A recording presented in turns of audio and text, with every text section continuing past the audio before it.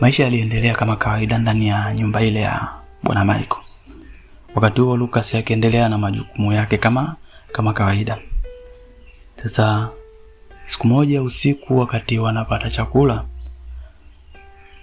Bettina pamoja na Tina walimwaga Michael kwamba kuna rafiki yao atakuwa na sherehe ya mwanae ukumbini. Kwa hiyo kesho yake wataenda usiku mida kama ya saa 2 wataenda ukumbini. Basi Lucas na Michael walitazamana ishara ya kupeana taarifa kwamba jukumu hilo limekuja tena. Basi Michael aliitika na watu wakamaliza kula pale.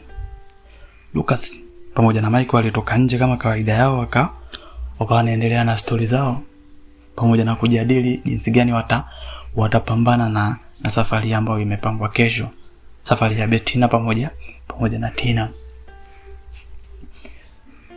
Basi wakati wanajadiliana namna gani wataidhibiti, namna gani wataizuia safari ya kesho, kila mtu alitoa wazo lake, kila mtu alitoa mawazo yake jinsi gani wanaweza kuizuia safari hiyo isitokee.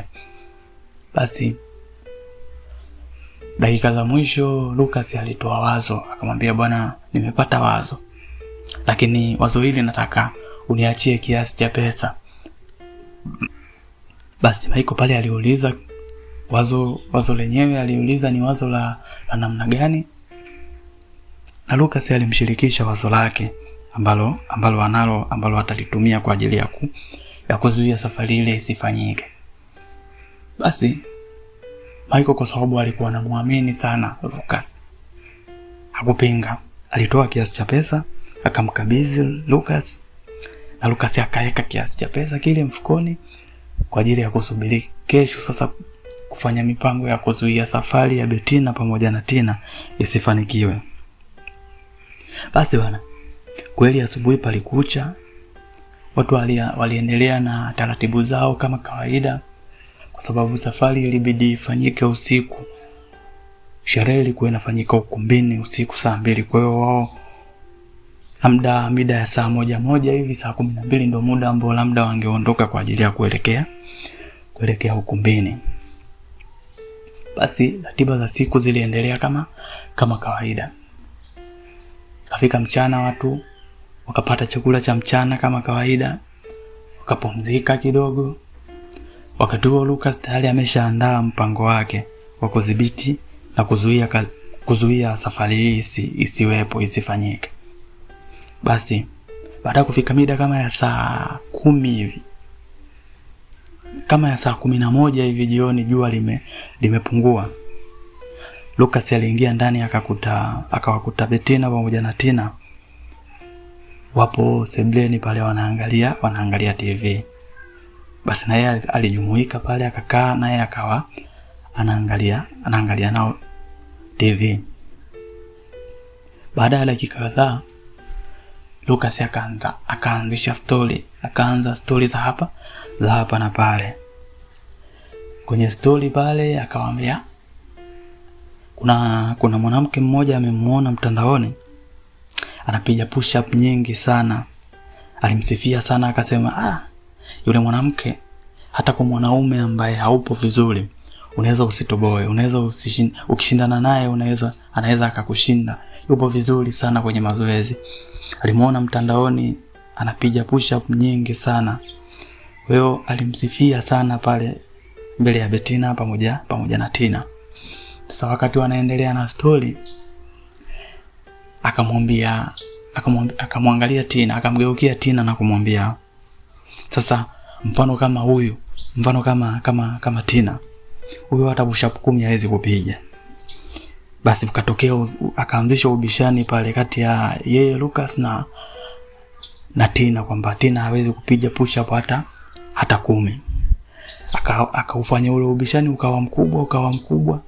Mwisho wa siku akamwambia, wewe ukifikisha push up 10 na kuendelea, basi nanunua kila push up yako moja ambayo utakuwa umeipiga. Yaani ukipiga push up 15, tunahesabia kila push up moja na inunua kwa shilingi 500. Basi Tina pale akawa ubishani mkubwa sana, na Tina pale akataka sasa kumdhihirishia Lucas kwamba sio mnyonge kihivyo, yani wa kushindwa kupiga push up 10. Na pia kwa sababu ilikuwa hela mbele. Na kwa sababu Lucas alitaja jambo la hela, basi likamtia tamaa Tina. Likamtia tamaa na akataka kumdhihirishia kwamba yeye yupo vizuri. Basi wakabishana pale, wakakubaliana. Tina akamwambia, sasa wewe nafikiri una vihela vyako vinakuasha. Ngoja niende nikabadilishe dela. Nivae track yangu ya mazoezi, nije kimazoezi zaidi nikuonyeshe kwamba mimi nipo vizuri. Hicho kihela chako kinachokuasha na kichukua. Basi kweli Tina aliingia ndani, akabadilisha dela, akavaa track yake ya mazoezi, akatoka. Tina anatakiwa apige push up 10 bila kupumzika. Kwa hiyo akizidisha 10 zozote atakazopiga, basi Lucas atazinunua kwa shilingi 500 kwa kila push up moja. Basi Tina alipiga push up kweli pale, akazidisha, zikapita 10 na Lucas akatoa pesa waliokubaliana, akamlipa. Basi baada ya hapo akamwambia, sawa, kama umeweza hiyo basi tufanye tuweke zaidi ya 15. Yani ufikisha 15 na kuendelea. Utakazozidisha ukifikisha 15 na kuendelea, na zinunua kwa kila push up moja shilingi 500. Tina akaona sio kesi. Weka mzigo mezani. Tina akaendelea kupiga. Akapiga push up nyingine. Lucas akatoa hela ambayo wamekubaliana kama kawaida. Akamgeukia na shemeji yake naye Bettina. Akamwambia, na wewe kama unaweza, hela ipo. Mimi na hela leo ya kuwachangamsha. Na wewe kama unaweza, ingia mzigoni hapo. Bettina naye alipoona mwenzie amechukua pesa ya bwelele, akaona sio kesi, akaingia ndani naye akabadilisha nguo, akatoka na track ya mazoezi. Akaja naye akazipiga za kutosha. Baadaye akawabadilishia zoezi, akawaambia, sasa pesa ipo mezani hapa. Akawekea kiasi cha pesa, ila wanatakiwa washindane sasa. Ambaye atashinda, ambaye atapiga push up nyingi kumzidi mwenzie, ndo atachukua pesa ambayo imewekwa mezani. Basi wanawake wakaanza kushindana sasa kupiga push up. Wakaanza kushindana, anayeshinda anampa kiasi cha pesa, anaweka kingine, anamwambia atakayeshinda hii anachukua. Watu wakaanza kushindana pale. Ikawa sasa kila mtu anamtambia mwenzie kwamba yeye amechukua pesa nyingi kuliko mwenzie. Kwa kila anayeshinda anachukua kiasi cha pesa. Ubishani ukawa mkubwa sasa, ukawa kati ya baina ya Tina pamoja na Bettina. Wakawa wanashindana sasa, ambaye anashinda anachukua pesa, anayeshinda anachukua pesa. Wakawa wanatambiana sasa nani amechukua pesa nyingi. Walifanya zoezi lile kwa muda, baadaye akawabadilishia zoezi, akawaambia, sasa nataka mshindane kukimbia, ambaye atakimbia atakuwa wa kwanza. Kiasi cha pesa hiki hapa mezani. Basi kwa sababu damu zilikuwa zimeshachemka na tayari hela wameshaiona, wameanza kuishika, alikuwa zoezi gumu. Basi aliwaambia watoke nje, wakatoka nje, wakaanza kushindana kukimbia, na ambaye anakimbia anakuwa wa kwanza anachukua kiasi cha pesa ambacho kimewekwa. Basi akawapigisha pale raundi kadhaa za kukimbia, baadaye akawabadilishia zoezi. Akamwambia, sasa nataka mshindane speed, lakini nataka mshindane kwa kuruka kachula. Ambaye atakuwa wa kwanza kwenda na kurudi atachukua kiasi cha pesa ambacho nimekiweka. Akawawekea kiasi cha pesa. Wanawake wakashindana kama kawaida, kuruka kachula, kwenda kurudi. Anayeshinda anamtambia mwenzie, kila mtu anamtambia kiasi cha pesa ambacho amekusanya kutokana na mazoezi ambayo wameyafanya. Basi walifanya zoezi lile raundi kadhaa, walifanya zoezi lile, alijua likazama. Baada ya jua kuzama, wanawake walikuwa wamekusanya kiasi cha pesa ambacho wamekivuna kutokana na mazoezi ambayo wamefanya na kushinda. wakaendelea kutambiana. Lakini sasa walikuwa wamechoka vibaya mno. Hakuna mtu ambaye alikuwa na hamu ya chochote, yani hata kwenda kuoga ilikuwa ni kwenda kufanya kujilazimisha, wanafanya kujiburuza. Basi jua lilizama, waliingia ndani, na hata kupika siku ile walishindwa. Ilibidi wamuombe Lucas awasaidie kupika. Kila mtu alioga, akatafuta sehemu akaenda kupumzika. Kila mtu alioga na akaingia chumbani kwake kwenda kupumzika. Basi usiku Michael alirudi kutoka kazini. Alifika nyumbani na akamkuta Lucas anaandaa chakula mezani. Alimuuliza kuhusiana na Bettina pamoja na Tina. Alihisi labda tayari wameshaondoka na kwenda safari ambayo walimuaga.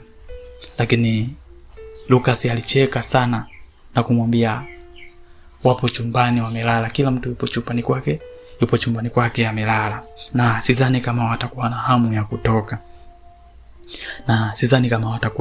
kutoka kweli, sababu kila mtu yupo chumbani kwake amechoka. Lucas aliendelea kuandaa chakula pale, na Michael aliingia chumbani akamkuta mke wake amechoka sana, amelala, kiasi kwamba hata kurudi sebuleni, kurudi mezani kula chakula alishindwa. Ilibidi amwambie Michael akamchukulie chakula na kumpelekea chumbani. Yani siku ile miguu ilikuwa inawauma, miili ilikuwa inawauma kila sehemu, kila mtu mwili ulikuwa unamuuma kila sehemu kwa mazoezi ambayo waliyafanya siku ile. Basi Michael alichukua chakula na kumpelekea mke wake chumbani. Alikula kule chumbani, na baadaye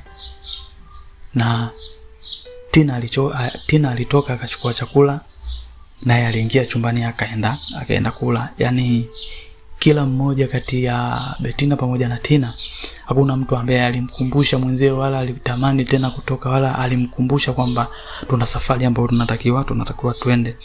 Kwa jinsi kila mtu alivyochoka, hakutamani kutoka kwenda popote, na safari yao ikawa imeishia pale. Baada ya chakula kama kawaida yao, Lucas na Michael walitoka nje wakaanza kupiga story. Walicheka sana, walifurahi sana. Michael alifurahi sana baada ya kuona safari ile nayo pia imekufa, haikufanikiwa. Walipiga story, walicheka sana, alifurahi sana kwa zoezi lile baada ya kufanikiwa, na alizidi kuongeza. Sasa Lucas anaendelea kucheza na akili za mabosi zake. Lucas anaendelea kuwachezea mabosi zake. Sijui itakuwaje kama siku ikitokea wakajua kwamba Lucas anawachezea michezo. Mimi simo. Ila tuendelee na story yetu sasa. Usiondoke hapo bila kusubscribe na kubonyeza alama ya kengele ili usikose mkasa wowote ndani ya simulizi hii. Usikose mkasa wowote ndani ya simulizi yako hii ya Houseboy.